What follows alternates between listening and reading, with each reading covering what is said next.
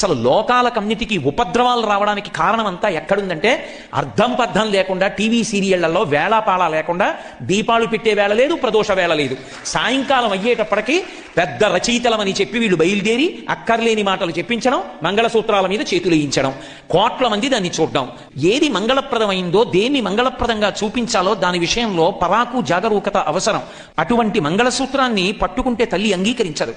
కానీ కడుపున పుట్టినటువంటి బిడ్డడు అమ్మకిచ్చేటటువంటి బహుమానం ఏమిటి అంటే 1కి 100 మాటలు అమ్మ మెడలో మంగళసూత్రాలే పట్టుకుంటాడు. అమ్మ వాడికి పాలిస్తుంటే వాడు అమ్మ మెడలో మంగళసూత్రాలు పట్టుకుంటాడు. అమ్మ ఎవ్వరినీ అంగీకరించదు. కానీ కడుపున పుట్టిన బిడ్డ కష్టపడి జననం ఇచ్చింది, వాడికి పాలిస్తోంది, వాడు మంగళసూత్రం పట్టుకుని ఆడుతున్నాడు.